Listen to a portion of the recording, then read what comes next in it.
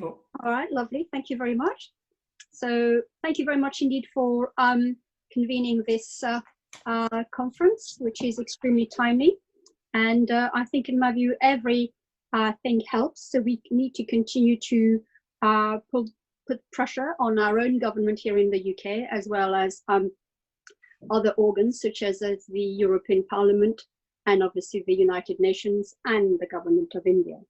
Now, I'd like to start by conveying to you the warm salams from my Kashmiri brothers and sisters and mothers and fathers and sons and daughters in the valley, and they all wish you a Ramadan Kareem in spite of the current situation. So I'm very delighted to be able to convey that to you.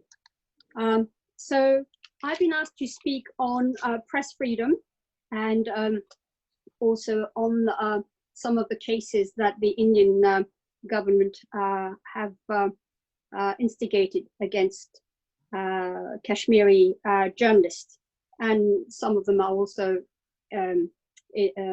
living. I'll start again.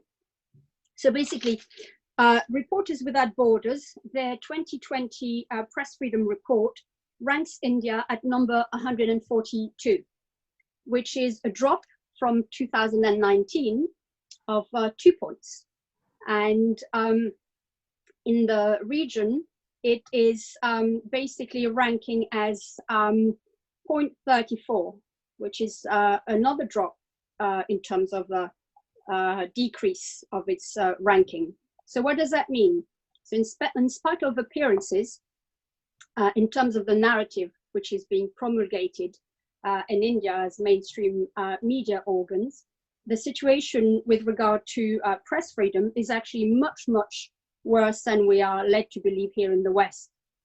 It's been deteriorating since the abrogation of Article 370 and Article 35A. It also means that journalists in general and human rights defenders have had to suffer the indignity of a double lockdown. So the lockdown which resulted from the revocation of the Article 370, and the other lockdown which is now currently resulting as a result of COVID-19. So all journalists have all experienced press freedom violations. They've also been at the mercy of security forces, police, and other government apparatus. In brief, journalists have either been roughed up, pushed around, beaten up, threatened. Some have been incarcerated if they do not comply with the official narrative, which is the Hindutva narrative.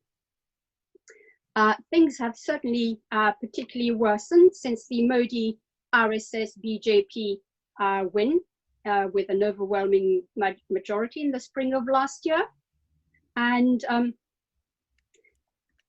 speaking about journalists, of course, and political activists, there are a number of other individuals, such as public officials, politicians, who have all been incarcerated.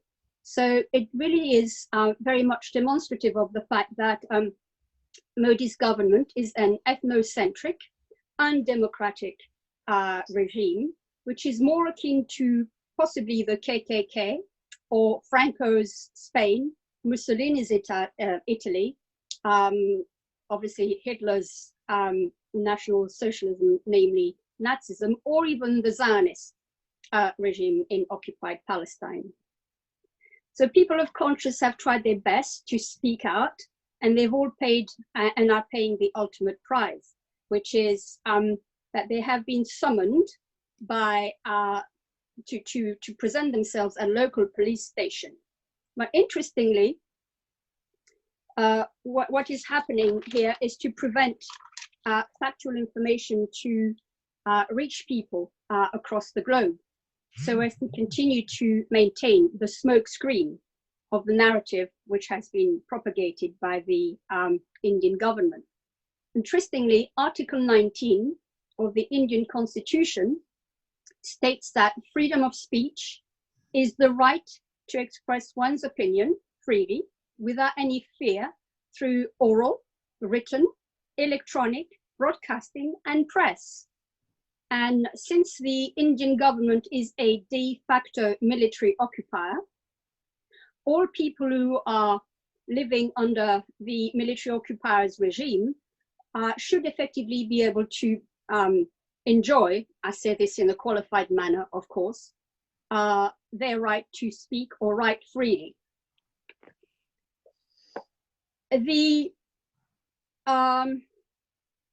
military occupation, the laws of military occupation also state, in reference to the Fourth Geneva Convention of 1949, said that a territory is considered occupied, and I would beg to differ. I would rather we didn't use the term disputed, because I think then we have a more established legal framework from within which we can work. So the territory is considered occupied when it is placed under the authority of the hostile army, in this case, the RSS BJP. The occupation extends to the territory where this authority has been established, so the valley. And I'm drawing from this information from the International Committee of the Red Cross. So that certainly is something that is worth mentioning and remembering.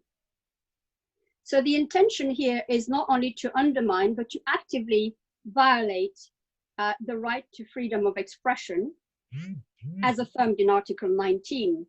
And Amnesty International India director, his name is Avinash Kumar, said that there are other forms of harassment and intimidation of journalists through the draconian laws, such as the Unlawful Activities Prevention Act, and you before mentioned the Special Armed Forces Act. So there are there's a plethora of legislation which Modi's government enacted with a view to suppress any forms of dissent. So as I said, a number of, oh yes, and of course, it was also indicated that the Unlawful Activities Prevention Act does not indeed comply with international law standards, and that the severe restriction on the rights of freedom of expression must be indeed demonstrably necessarily shown to be proportionate as opposed to disproportionate and excessive, which is what we have seen through the repression of journalists. So there are quite a number of journalists, and it would be very difficult to name them all. I wish I could name them all indeed, just to let them know that they are not alone, that we are all very much doing what we can to put pressure to bear on the organs that are in the position to do something about it. So I'd like to mention Mazrat Zahra, and forgive me for the pronunciation, Pirzad Ashik. I'd like to also mention Asif Sultan. And, you know, as I said, there are many others who have been detained and charged under this Unlawful Activities Prevention Act, which is a little bit similar to the Patriot Act after 9/11, in that it basically can designate any individual who is deemed to be a threat, who is not prepared to toe the line, who is very much speaking against the officially sanctioned narrative. Any person can be labeled a terrorist, and of course, with the associated penalties that go along with it, they can be incarcerated without any due process, without any having recourse to any lawyer and that sort of thing. So the intention is to instill a permanent state of fear, which clearly will then elicit in people a profound unwillingness to speak out against the grain. And that is not something that you would associate with a so-called democratic system of governance. In fact, the Modi's government is more of an ethnocentric deeply exclusivist. In fact, the level of exceptionalism which is inherent in that regime is now, laid bare. It's a little bit like Zionism in that regard. It's very difficult to try to cover up your tracks when there is a whole list of, war crimes, crimes against humanity, genocide that are being carried out on a daily basis. So I'd like to return briefly to mentioning others such as Muzammil Matu, Azan Javid, Hakim Irfan, Basharat Masood, Safwat Sargar, and indeed there are many, many. So I think in conclusion, we have a moral duty to continue to put pressure and to jointly draft a statement which will be ideally presented to the EU, the UN, and every other parliament, including the British Parliament, because clearly our government is not doing enough, and civil society is playing quite a vital role in trying to contribute to making such changes happen. So thank you.